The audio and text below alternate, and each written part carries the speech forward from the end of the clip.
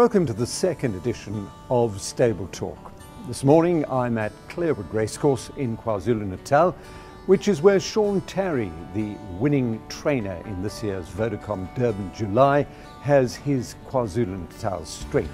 The string is headed, of course, by greats like Pomodoro and the Vodacom Durban July winner of this year, Heavy Metal. We're going to chat to Sean and take a walk through his stables and meet some of his horses. And my goodness, I am greeted by the sight of two amazingly relaxed gentlemen. Sean, you've had a couple of days to come down from a high, but you're normally a very grounded kind of person. How did you celebrate after the Vodacom Durban July? You know, I made a conscious decision a long time ago to let the highs not be too high nor the lows be too low. Yes, we celebrate. Chris has got a box at Greyville and the drinks are flowing and there's people are in and out to congratulate Chris, and we're normally there till late in the night, and it's a lovely way to cap the day. Sean, his future now, of course, he's going to be at the top of the handicap if you run him in handicap races, and you're probably going to have to go for level weight events where you can find them, I would guess. Well, I think it's probably time for him to venture into the big world out there and campaign internationally, especially races in Dubai, Hong Kong, Singapore. The running's not too long, and he quickens up smartly. Yeah, he's got this brilliant burst, which I suppose allows him to win races over anything from like 1600 upwards. Yes, you know, he delivers the knockout blow, and he's only had 3 runs over ground before the July, which he'd won 2 and run up in the other under 62.5. So I think he's only just starting his journey now. Tell us a little bit about the Orphids and your relationship with them. You've been sending horses to spell on their farm for a long time. You've been getting good horses from them. Yeah, Skin Tight, you know, she was probably the start of a lot of things with the relationship between Chris and the Orphids. And she was by Winter Romance, not considered one of the sort of star stallions on the block, but this is where Lith is so clever, because it's her matings and she finds the blood that works. Yes, that's in the recipe I can't tell you about, but obviously the result is there. But you know, it all comes down to blood. This is a family that we've stuck by. It's produced Chris a July winner. The Golden Apple family, Pomodoro, it's a family we stuck by, produced a July winner. So it's not sentiment. Yeah. It's not sentiment, it's knowing a family. Yeah.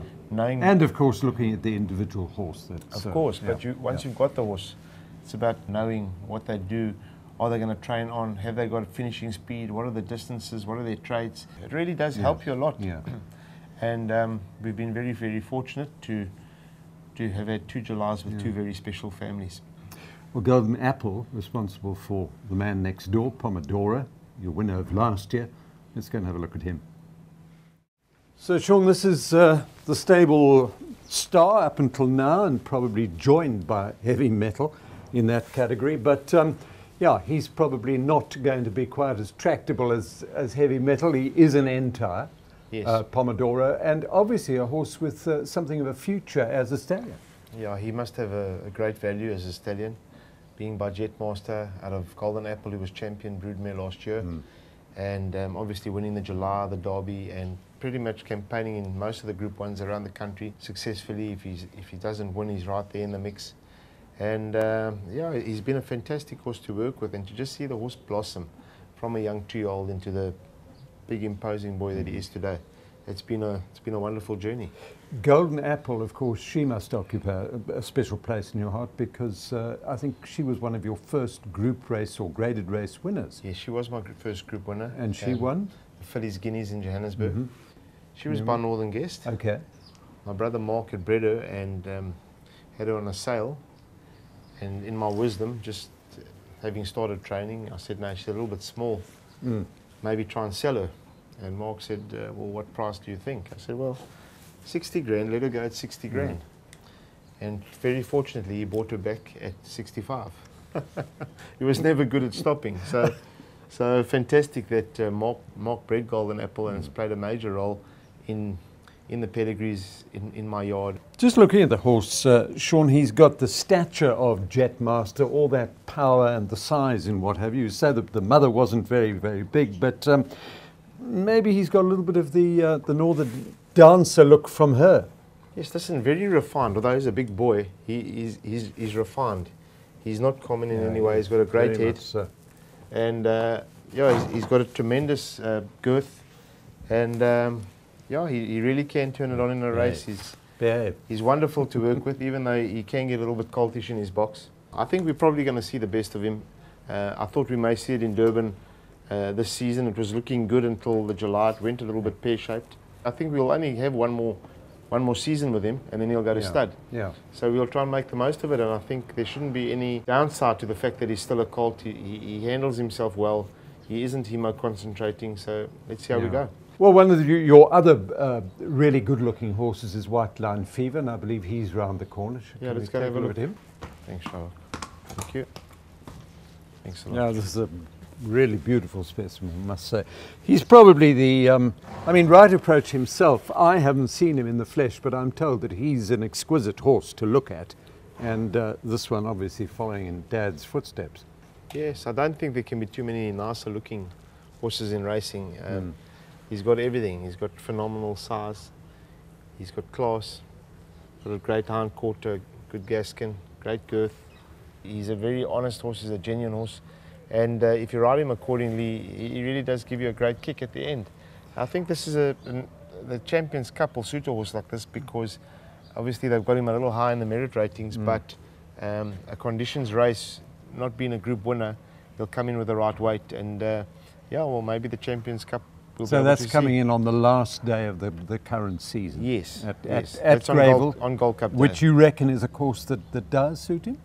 Yes, he's run well enough at Gravel, and the short running makes sense that it should suit him. Sean, the saying goes that it all starts in the manger, but your two Vodacom Durban July winners have both been fed on EPOL. How important is nutrition to you in the art of training a racehorse? It's massive, Jimmy. We take so much out of these horses on a daily basis. They have very hard training regimes and hard campaigns on the race course. And if you don't replace the energy that we're taking out of them on a regular basis, you're going to have a flat horse and a horse that's not going to cope with what you're throwing at them. So I think it's a massive part of the formula. And you know, the thing I like about the EPOL Speedmax is the consistency.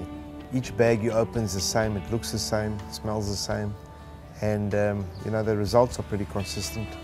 Other than roughage, is there anything else that you need feed? You know, you would focus on individuals, Jimmy. I mean, there's certain horses with certain quirks and certain problems, but generally, if the horse is straightforward, they're very straightforward to feed. Sean, Gold Onyx, probably one of the earlier graded race winners that you had for Chris van Niekerk, or did your association go back some way before he came on the scene? Yes, obviously National Colour and Mythical Flight won multiple Group 1s before this little guy came on the scene, and he won a Group 1 for us on, I think it was July Day that year. It was at the end of the season though. He won the mile. He's by Black Minaloosh, but he was obviously not a South African bred because he started racing before the first Black Minaloosh foals were in training. Yeah, we brought him in from New Zealand. Yeah. And yeah, he's done very, very well for us. A National Colour, what has happened to her? She obviously went to stud. Yeah, she's at stud in Australia, okay. And we've got one of her progeny here. And does Crystal own her, or he sold her on? No, I think he sold her on. Yeah, but again, you kept the family. Yeah, we'll go and look and see if there are any of her foals that are worth bringing. And the one you've got, grey or unlike no, it's not her? grey. Yeah. It's by Sebring. She's bay and she looks like a nice type of filly, but certainly doesn't possess the speed that National Colour had. That sounds like speed to me. Sebring, I think, was a golden slipper winner or very fast. It is speed, but you know, I'm not seeing the speed, so that doesn't really help me at this stage. Let's hope you do. So as I said, let's see what we can go over and find of hers that we can bring into South Africa. I mean, National Colour is probably the best horse I've probably worked with. I mean, I've had a lot of decent horses, and she was plagued with problems, and and yet she had the courage to fight through it in racing. Do you travel much and in search of horses? Do you go to Australia? No, I haven't been. It's tough, Jimmy. You know, you can't do everything yourself. No. And you have to delegate more and more. And I suppose as soon as I'm 100% comfortable with realising that I can't do it all myself, you know, I certainly will get around a lot more than I have. It strikes me that you are the perfectionist, and maybe the sort of fellow as I am that finds it a little bit difficult to let go. Yeah, I don't let go easily. I won't say I'm a perfectionist, but there are certain things that there's only one way for me. The little frills and that, I'm not a perfectionist, but there's certain things that are only done a certain way. And as much as my staff know the way that I do it, I always seem to double check, and maybe the fact that the July winner came from Johannesburg make things a lot easier for me, and I can walk away and leave it to the staff to crack on. In a year or so, you're faced with the move, as far as your KZN string is concerned, from Clarewood. This little place has played a pivotal role in my success, and a lot of Group 1 winners have come through the stable. Clarewood will always have a very special place in my heart, especially for keeping horses sound and freshening horses up, horses that have had a really long Joburg campaign like Pomodoro last season. I think once I got him down here, I was able to freshen him up, and he sounded up a bit more, and I think those are the things that we'll miss the most about this place. Nice training tracks here at Clarewood? Very forgiving, Jimmy. Obviously, I like to work my horses a little bit further, and they're not excessively long tracks, but they keep horses sound, and you know, that's the hardest part of racing, is keeping horses sound. We've seen a couple of your more established horses, but would you say you have quite a depth of talent amongst the younger horses? This is certainly one of them, no doubt. I've got a reasonably big string of 2-year-olds, I think it's plus minus 50. And well, Willow Magic, my brother brought in from Australia. He's a Group 1 winner. I think there's a lot more to come from this horse. He's a good specimen. He's by Dubawi, you know, already being a Group 1 winner. I think he's shown us he's a very classy sort. You earmarked anything specific for him at this stage? There's a possibility that this horse could be going overseas, so we haven't really mapped out a solid path for him. But he is loaded with ability, and wherever he ends up, he's going to do his bit. A lovely, attractive horse. Well, this little girl's certainly posing for us, Sean. She's a lovely specimen now. I think she's grown up quite a lot, hasn't she? I think that's probably what went wrong with her the last couple of months, Jim, is that she's going through a growth spurt. She's a lot taller than she was a good few months ago, and I think that accounted for maybe just losing her spark a little bit on the 2 races before she won the Group 1. Yeah, once again, sticking with her family pays great dividends. Yeah, you had a mum. Was the mother as big, or is this filly likely to grow much bigger than the mother? Will be quite a lot bigger than the mother. Yeah. Distance-wise, you think optimum could be what? Well, I think she'll get a 10 furlong in time. Yeah, but for now, I think the mile on Gold Cup Day will be right up her alley. And that could just be a clincher, let's hope, for a championship. Listen, at the end of the day, it's great to be in the mix. Yeah. Especially the company such as Mark de Kock. You know, he is really a great trainer in his own right, and you know, he set a great example for all of us. So, you know, we're in the mix. We'll give it our best shot, but there's a lot of Group 1 races on the day that we'll focus on, and anything else would be a bonus. Well, you talk like that. I think she might be earmarked for a little award at the end of the year. Let's hope so. She's pretty enough to go up on stage and receive it herself.